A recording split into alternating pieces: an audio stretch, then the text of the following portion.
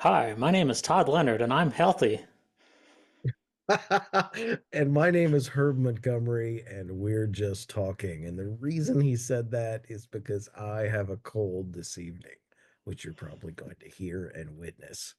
If you're new to this channel, each week Todd and I take a minute to talk about the upcoming weekend's lectionary reading from the Gospels. Our goal is to talk about those readings in the context of love and inclusion and social justice. And our hope is that our talking will be just talking as injustice, but that also something where we say during this time would inspire you along with us to do more than just talking.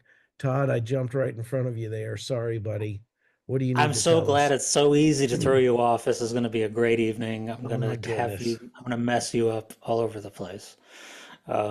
So I just want to remind everybody because this, as everyone knows, this is my favorite part of the entire show. I look forward to it. I relish it. It's to tell you to click the like button, the subscribe button, and the bell icon. Uh, I always just love sharing that information, and it's my pleasure to give it to you tonight, even out of order. It's that type of information that people look to me for, and I'm glad to provide it. Maybe we can play a pseudo drinking game where every time I cough tonight, they have to hit the like button. Oh, that would be great. So I'm going to try to get through this without hacking the whole night. That's all right. So then you would ask me, so what Yeah, passage what are we passage are looking we at looking at tonight? this week? And I don't know that it really matters because I don't know that you're up to it, but we'll see. We're in Luke chapter 6, verses 27 through 38. I actually, sick or not, I'm excited to talk about this passage. This was a significant passage for me in my own deconstruction and reconstruction and transition and, unwinding and, being reformed into into something else. And I like this passage. It's not, I came to believe that this passage was not saying what I was raised thinking that it Hmm. said. So, I mean, we'll talk about that in a minute, I guess. But Todd, let's start with you. Let's take it three pieces at a time. This first section of someone slaps you or curses you, or pray for Hmm. those who mistreat you, and bless those that curse you. And if someone slaps you on the cheek, give them the other one also. Yeah. Give them your coat and your shirt and everything off your back. And if anyone asks of you what belongs, don't demand it. If they take it, don't give it back. Don't demand it back. Do to others as you would have them do to you. What I mean, you got any initial thoughts on that stuff? This is doormat theology. That's what it Um, sounds like for sure. I'm this is what I've heard I've heard good Christian people say, and they say it they say it from whatever platform they're teaching it from, as if they really believe it. And maybe in the moment they're saying it, they believe it, but there's no way they actually believe it. They don't believe in doormat theology, but because they look at this, and this is again why I love to say to people, and why I love doing this broadcast with you because you're so great at exposing things like this, is the Bible is not a simple book to just be read as like a people magazine. It is not written for For a our culture or in our 21st language. century, for our Right. culture to just make sense of it immediately, and it all just is crystal clear right out of the gate. This is stuff that you've got to do some serious homework on, and even people who are considered scholars miss this stuff. So this is please never beat yourself up for feeling like sometimes you don't understand what the Bible is saying. It wasn't meant for you to understand. So if you're going to get something out of it, you really do have to lean on scholarly resources and things like that. And So yeah, because otherwise you look at something like this and it says Jesus is telling you to be a doormat. That's right. That's right. So that that last passage, do to others as you would have them do to you. I just heard that today. You know, the whole the golden rule, Hmm. treating others the way you'd like to be treated. I heard that in the White House press conference just today, and I don't know Oh, whether it was today or yesterday or the day before, whenever the press conference actually transpired, but I saw it today. And the whole thing was flipped on its head, trying to explain tariffs and making other countries pay. That for too long, we have been, the narrative, the line that's being given right now. For too long, we've been taken advantage of, yeah. and now we're going to make people pay because the golden rule: do to others as they do to you. And So and screw others like they screw you. that's what I thought. You have turned that whole thing completely on its head. Wow. And anyway, just shocking at how we can easily do that with just even what is written. But there's something here that I do want to. I just want to offer one example this evening, and you can go to my blog at renewedheartministries.com this week, and there's a link in the blog if you'd like to pursue this further and see the other examples of this. But just one example where Jesus says to turn the other cheek. That in the Gospel of Matthew, it says actually, if someone strikes you on the right cheek, give to them the left cheek also. Hmm. And I was first introduced to this, the cultural background of this, by the late Walter Wink in his book, Jesus and Nonviolence: A Third Way, where to strike someone on the right cheek in a right-handed society, and remember, this is a culture where everything that was unclean was done with your left hand, and your normal daily activities were performed with your right hand. It's why today in our culture, even when you shake someone's hand, you do so with the right hand, right? Hmm. You Hmm. don't connect with another human being with your left hand in that culture back then. That was the hand that you did unclean activities with. And we won't go into graphic detail about that, but that's why left-handed people and right-handed people, and that whole stigma against left-handed people Right. coming out of those Right. cultures, right? So we have to assume that if they're striking you on the right cheek, they're doing it with the right hand, and the only way that a person can strike you on your right cheek with their right hand is for it to be a backhanded slap. If they were going to strike you with a closed fist, they would fall on your left cheek, not your right cheek. It would come across that side of your body. But instead, it says if someone strikes you on the right cheek, give to them the other also. And where today, outside of that culture, we think, well, Jesus is just teaching us to be a doormat. In that culture, the backhanded slap was the way you struck someone who was your inferior in that culture. If you were going to strike someone who was your equal, you would strike them with a closed fist and it would land on their left cheek. If you were striking an inferior, and this is their culture, it's the way in a patriarchal culture a man would have struck a woman, it is the way that a master would have struck a slave, it's the way an adult would have struck a child.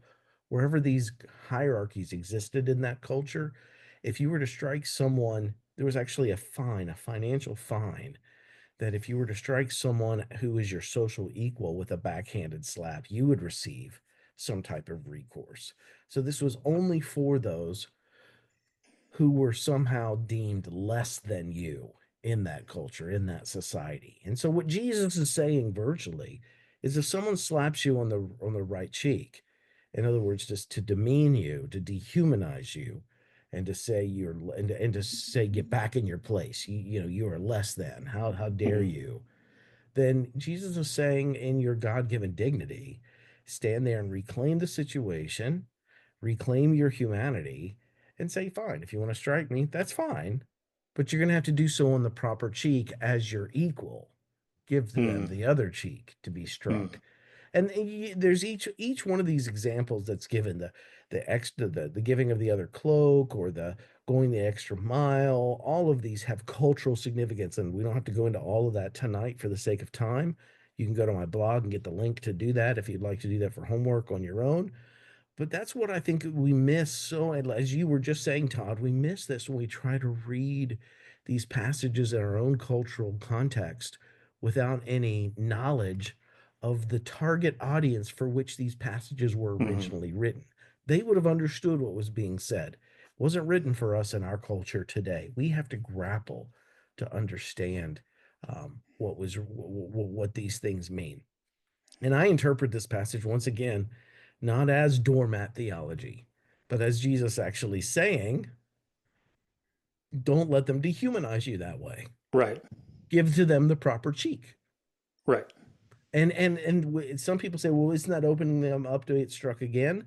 And I would push back and say no, because there was no way that a male in that culture was going to strike a female on the left cheek and say to the entire society and community around them, she is my equal. You know what I'm Mm. saying? Mm. But it confronts the whole situation. It confronts the whole hierarchy, and it puts the power dynamic back into the hands of the one who's being struck, saying, I Hmm. don't allow myself to be dehumanized this way or made to be less than this way. Yeah. I think that's, it makes me think of the civil rights movement, the when we were when the when black men were walking around with those sandwich board signs saying "I am a man," Yeah. um, and we would, in today's culture, we would have men and women wearing signs that says "I am a human being," and Hmm. saying that this what I who I am equal to a white human being. I have the same rights, dignity, privileges, Value. value, should be respected and honored as, and so look at me. I am a man. I am a human being. And so I see this as the same thing. It is very much an act of civil rights protest, in the sense of saying you can't treat me like you treat me, you can treat me like an inferior, but make no mistake, I know I'm not. Right, right, right. And for anybody else looking, I am not. You And, can go ahead. and if someone's wrestling out there with, Todd's um, estimation of this passage in this interpretive lens as being a civil rights passage. The passage gets worse before it gets better. If you're struggling with that, you're going to struggle even more with it, because the very next sentence is, someone takes your coat, don't withhold your shirt from them either. That's Mm, again translation problem. Nobody wore coats back then. Nobody wore mm, shirts back mm-hmm, then. Those articles of clothing didn't exist. They had tunics, they had inner garments, and they had outer garments. They had two. And if someone only has two garments in their possession, they belong to the poor. They are the impoverished. They've used one of those cloaks as security for a loan that they've defaulted on, mm, and one of those garments of clothing is now being they're being sued for that article of clothing to mm, recoup the loss of that loan, even though it wouldn't cover it. But anyway, it was the only security they could offer, right? And Jesus is saying, if you're living in that predatory, that economically predatory system, where you who already aren't having your needs met are so impoverished that you have to use one of your two articles of clothing for security for a loan, just to exist, a subsistence loan, and they're coming after you for that. Well, then give them your undergarment as well, as not just your outer mm. one, but your under one as well. And this is before the invention of the fruit of the looms. Nobody wore Right, underwear back then, right? right, So what this right. person is doing is taking off all their clothes and giving it to them and standing there in the public square stark naked. Which is a scandal for whom? Yes, exactly. Which is not in our culture. If someone's naked, it's shame on the naked person. But if people will remember the story of the folklore story of Noah and his sons, the shame was not on Noah for being naked. The shame was on Ham for Mm-hmm, looking at his father's mm-hmm. nakedness. It's always That's right. for those who don't avert their gaze. The shame is on the one who looks on the nakedness of another. Mm-hmm, So the person is standing there. Stark naked in the public square, as if to say to everyone around them that are participating in this predatory, economically unjust system, shame on that's right. you. You're leaving That's me right. destitute. You're leaving me naked. Shame on you. So whether we like it or not, you said you likened this to the civil rights movement. Jesus is teaching a nonviolent form of protest here that legitimizes public nudity as a Mm, valid form of yes. nonviolent protest. That's a radical Jesus. That's not Sunday school Jesus. No, it's not. This is and this is why you see that you see the I have two thoughts colliding at the same point. I'm sorry, and so It's okay. Go I'm ahead. getting twisted. Take your time. So so it is this. So what's colliding with me and taking me off on a tangent is what you see. The scandal of the crucifixion of Jesus's nudity at the crucifixion, again, it is not shame on Jesus for being naked. It is shame that they would put a someone so righteous, someone who was preaching a message of justice, someone who was truly the Son of Man, that they would put that person, that a society would choose to put somebody like that naked on a cross and expose because what that exposes, it does not expose Jesus, it exposes the society. It Yeah. exposes the society for their complete, utter corruptness and soullessness. And what you're saying here is that is the thing is we as a society, and now just as much as any other time, want to hide our shameful parts. We kind of sweep the homeless like they did in New Orleans recently for the Super Bowl. You sweep the homeless people off the streets around the Super Bowl so that all the high profile guests coming in to see the Super Bowl don't have to deal with the homeless people. They'll all come back after the Super Bowl's over and there's nobody around. They'll be back because nobody will be around to see it. But when there's people around to see it, we'll hide them away. And so there's this whole thing about impropriety and things like that. We'll make sure. So this one tunic, this outer cloak, oh, it's not that bad. They still have their inner tunic. No. There was. It's a shame that somebody has to give up their outer cloak. It's shame enough already. And what Jesus is saying, that shame that someone has to be forced into that situation should be exposed for what it really is. So go ahead and give them the tunic.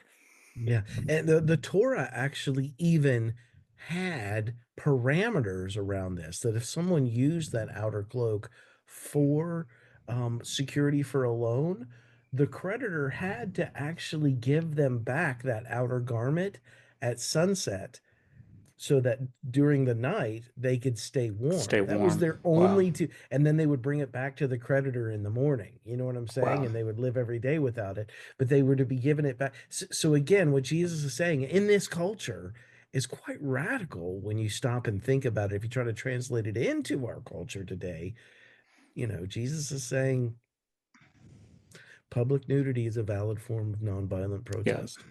Let's let's stop let's stop playing games. Let's stop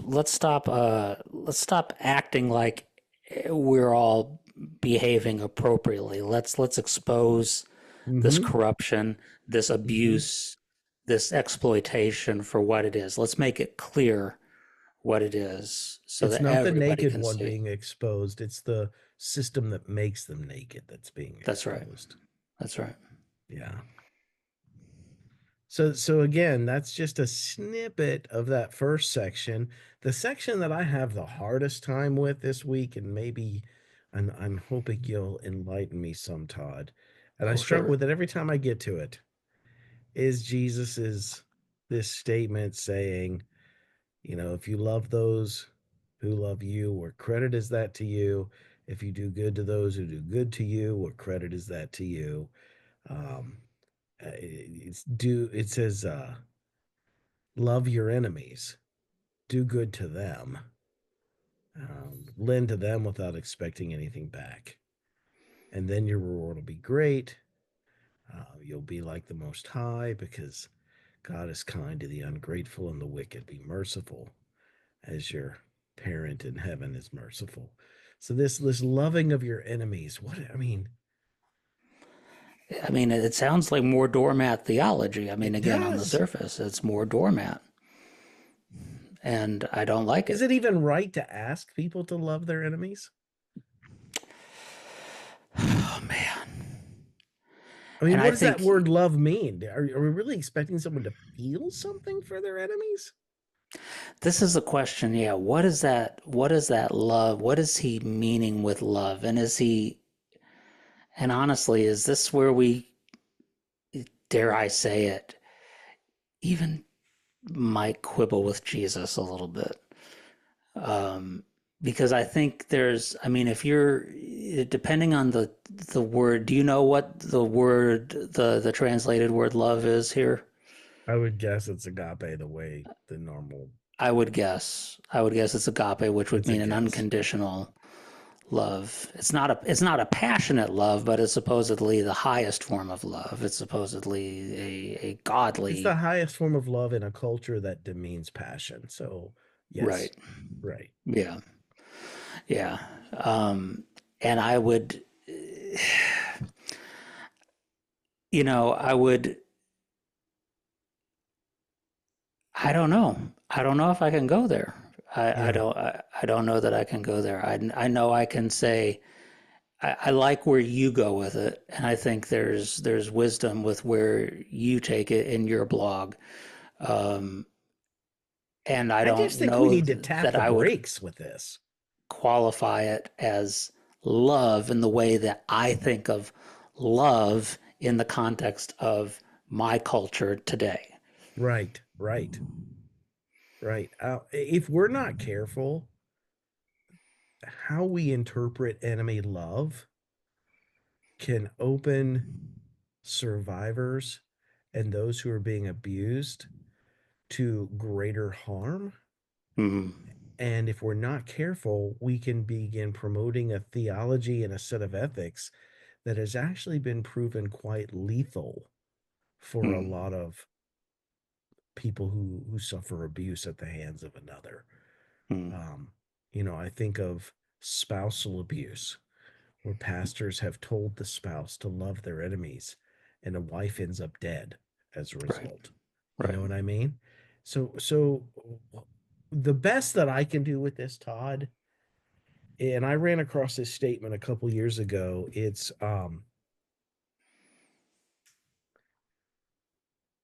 It's Pam McAllister in her book You Can't Kill the Spirit. And what she's doing is she's explaining actually the teachings of Barbara Deming. And Barbara Deming was a teacher of nonviolence in the 60s and 70s. I believe it was 60s, maybe just 70s. Maybe it was 60s and not 70s. My brain isn't firing on all cylinders tonight. But again, this isn't a slide, but just bear with me. Pam is explaining Barbara's two hands of nonviolence approach. And she says, with one hand, we say to the one who is angry or to an oppressor or to an unjust system, stop what you're doing. I refuse to honor the role that you're choosing to play. I refuse to obey you. I refuse to cooperate with your demands. I refuse to build the walls and the bombs. I refuse to pay for the guns. With this hand, I will even interfere with the wrong that you are doing. I want to disrupt the easy pattern of your life. But then the advocate of nonviolence raises the other hand. It is outstretched, maybe with love and sympathy, maybe not, but always outstretched. And with this hand, we say, I won't let go of you or cast you out of the human race. I have faith that you can make a better choice than you are making now. And I'll be here when you are ready. Like it or not, we are part of one another. Active nonviolence is a process that holds these two realities. of non cooperation with violence, but open to the humanity of the violator intention. It is like saying to our opponent, on the one hand, symbolized by the hand firmly stretched out, signaling stop, I will not cooperate with your violence or injustice. I will resist it with every fiber of my being. And on the other hand, symbolized by the hand with its palm turned open and stretched outward toward the other, I am open to you as a human being.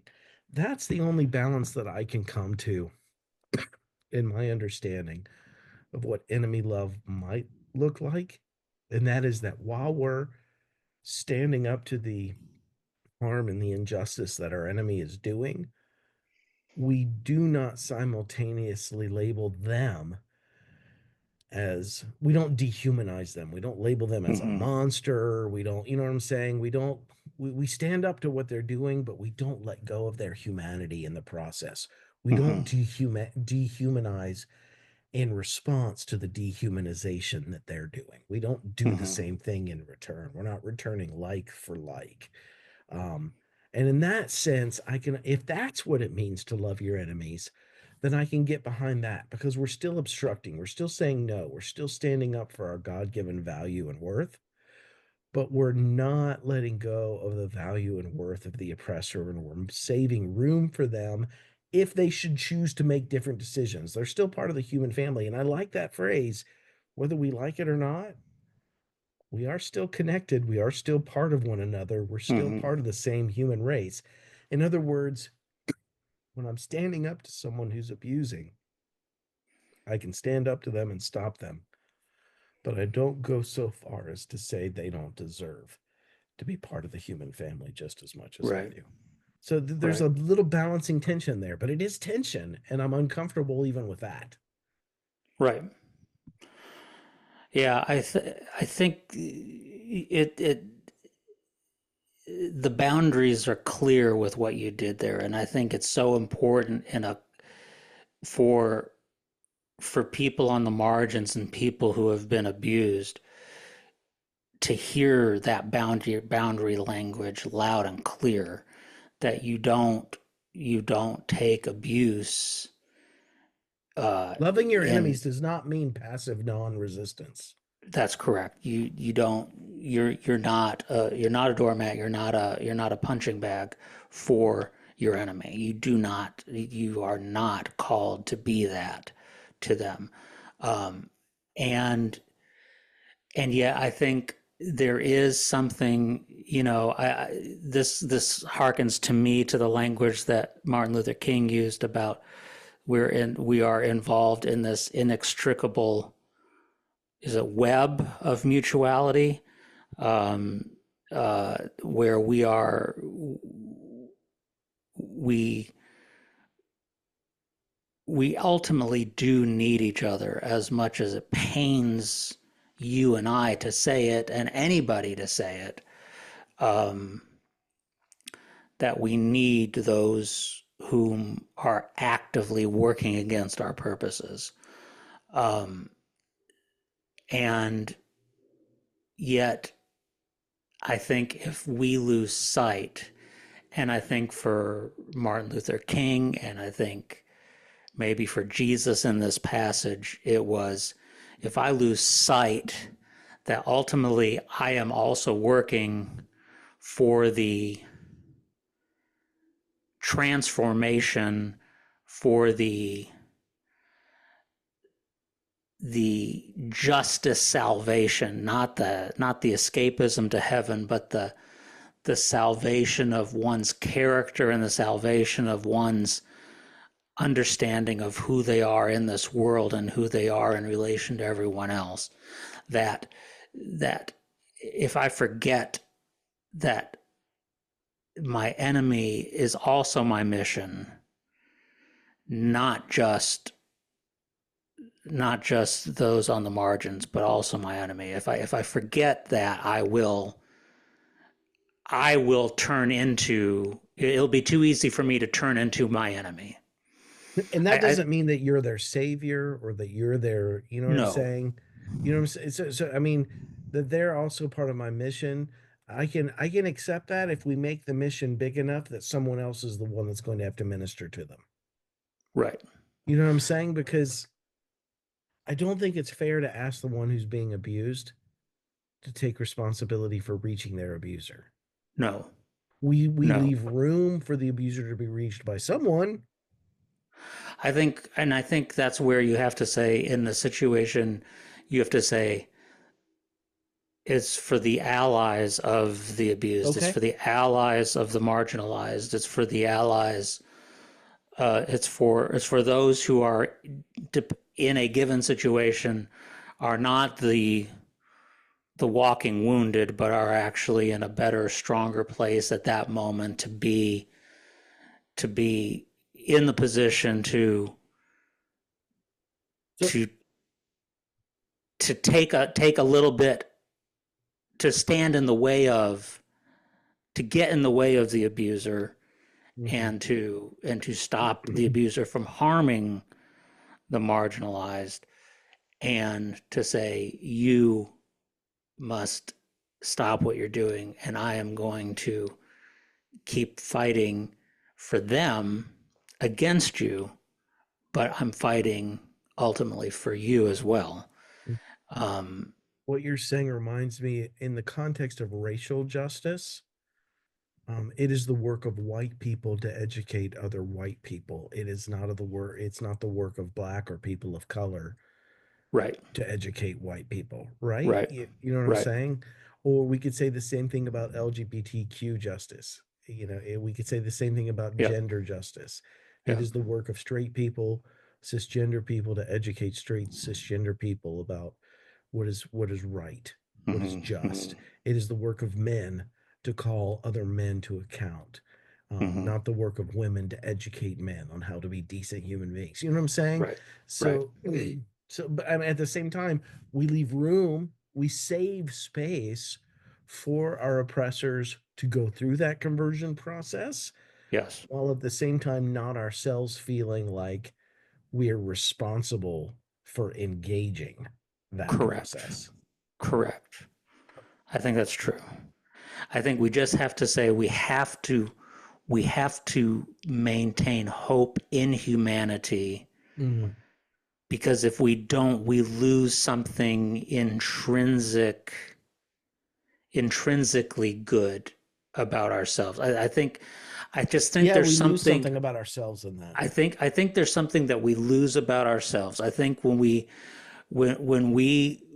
can say, honestly, I don't need them. I think I think as much as we'd be justified in saying that, I think there is something that That doesn't mean we don't set up healthy boundaries. not at all, not at all. It But we're just it talking about just jettisoning them from the human race. jettisoning them from the human race and turning that because that's what we all turn people into second class citizens. I'm not even talking about Right. jettisoning from the human race, but just making them a little less than fully human. That's all you Yeah. have to do is just make them a little bit less, and then it's easier to dismiss them or to kill them or whatever. Right. And we can't turn into that. We As can't oppressed, we turn can't into turn into the them. oppressor. We Right. can't turn into them. It's just we can't become comfortable with that. And I think we have seen throughout history when we have seen regime change in countries, we have seen it's way too easy for the new regime to end up just behaving like the previous regime, even though they come in saying, we're going to be different. We're going to be the regime that makes this country great and equitable for all. And instead, they just end up doing the exact same thing that the previous one did, just in the opposite direction or for a different group of people.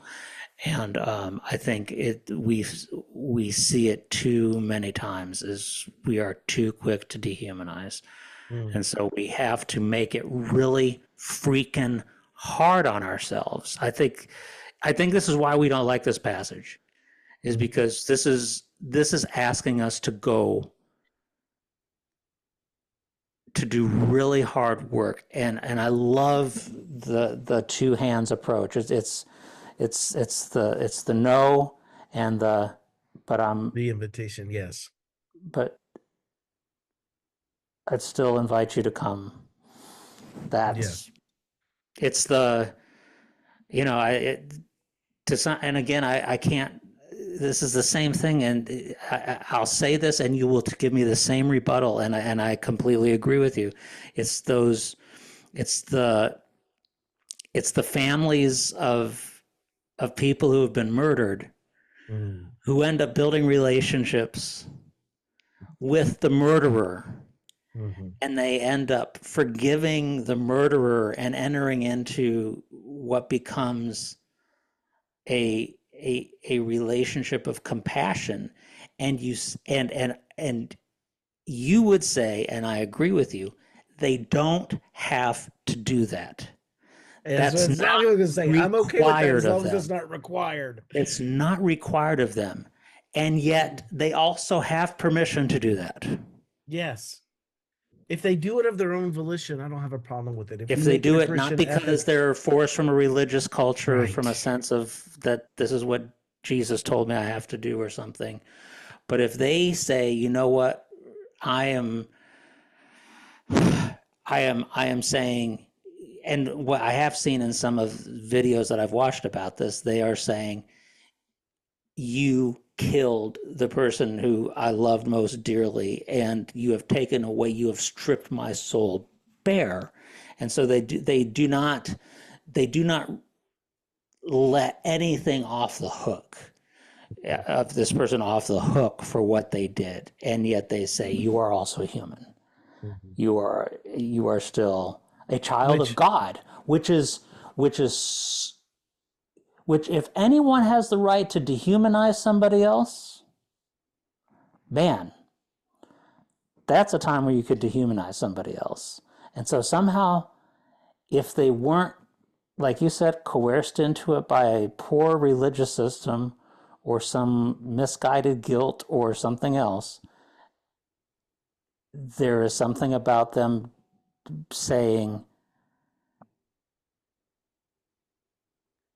you did evil, mhm, mhm. but I am not going to respond with evil, Mhm. boundaries, but not evil. This is a great segue into the third section of our reading this week, where Jesus uses the language. He says, do not judge, do not condemn, Mm. forgive. And Mm. I struggle with those admonishments so much, Todd. Yep. But in the context of what you're describing, I want to also be clear that there's a spectrum here. Some people can become friends with and enter into a relationship with those people that you're Mm-hmm. describing. Some people, it's not like I'm going to invite you over to the family potluck. Some people are further at the other end of the spectrum saying, Mm-hmm.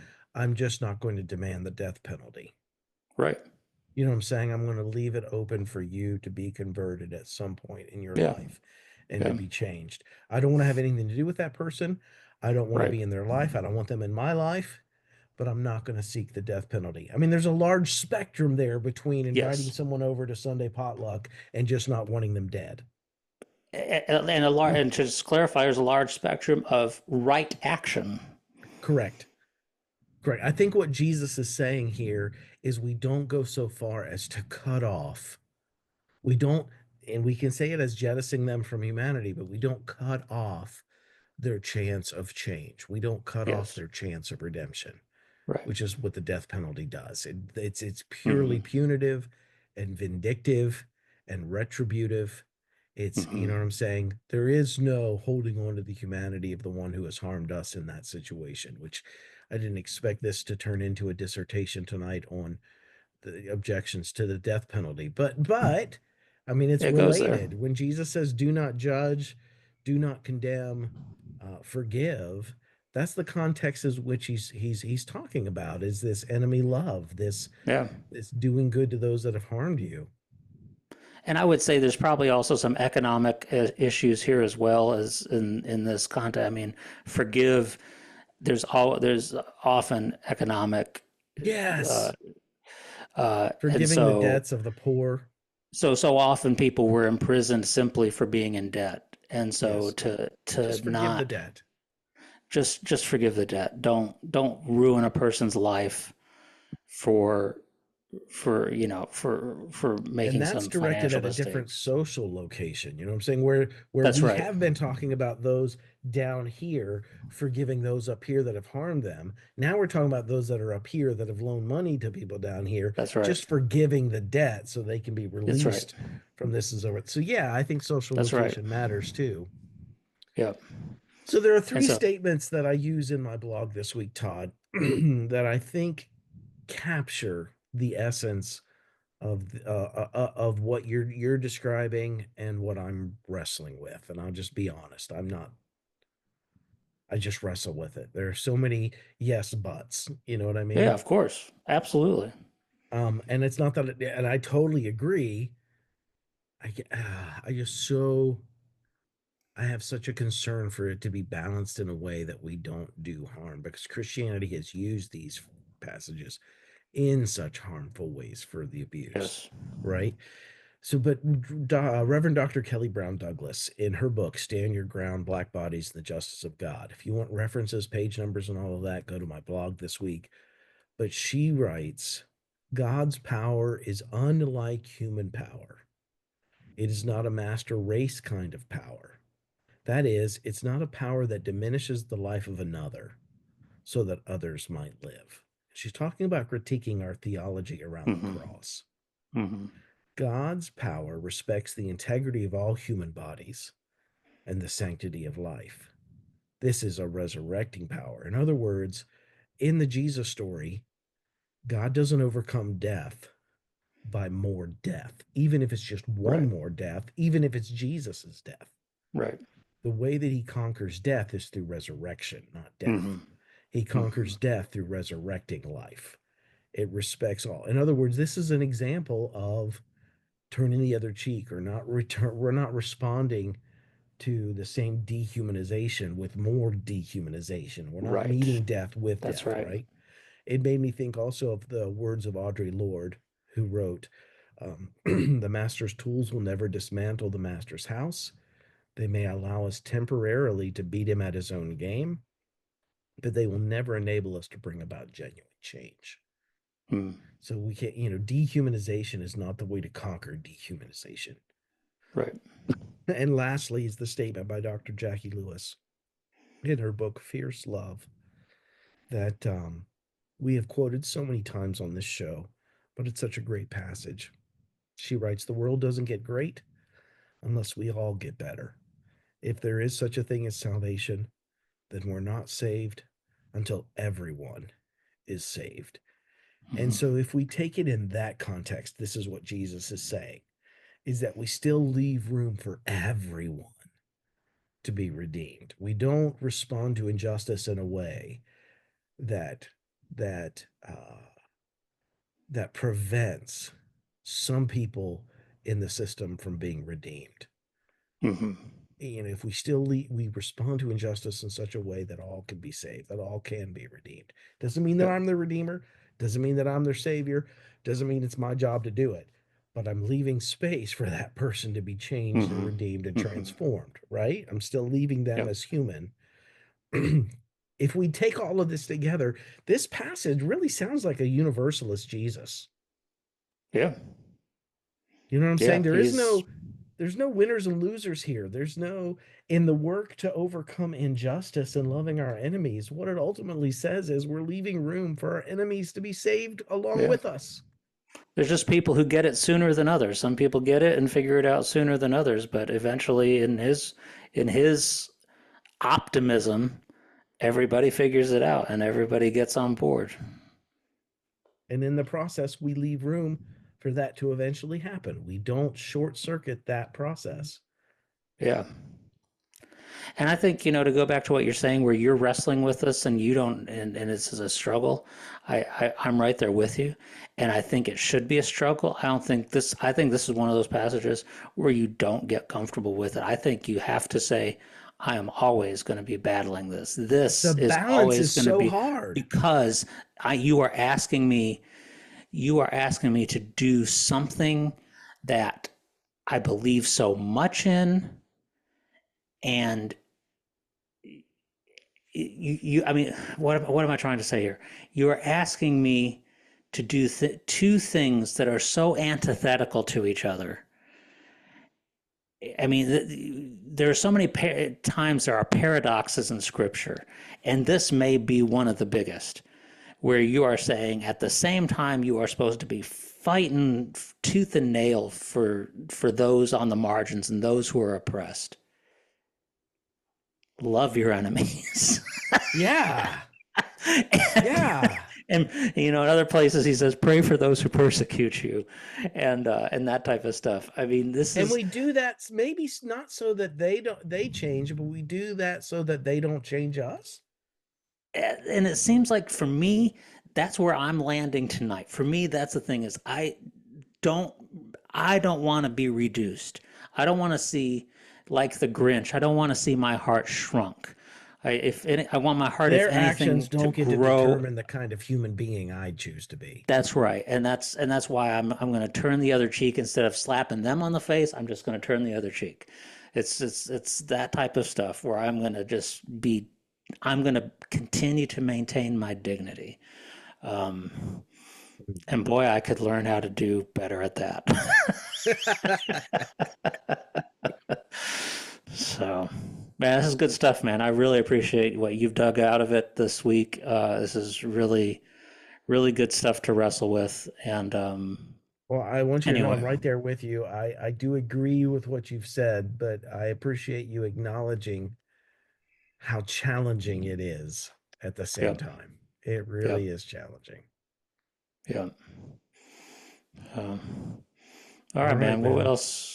What would you like to share with us about Renewed Heart Ministries? Just check out renewedheartministries.com. For those who are unfamiliar with Renewed Heart Ministries, we're a nonprofit that is passionate about helping people discover the intersection of their faith and engaging social justice, whatever area of social justice you're passionate about. All of our resources on our website are free.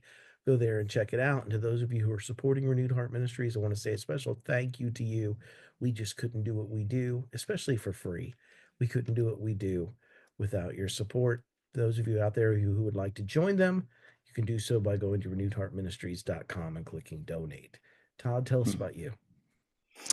I had a professor of mine. I'm in counseling, working on my master's in counseling right now, and gave me a great analogy last night in class, and I'm going to share it with you in context of my coaching practice, and that is that just like pain in most of the body, pain tells you when something is wrong, when something is injured, when something is not working right. When your arm aches, when your leg hurts, you know that something's wrong and you need to seek medical attention.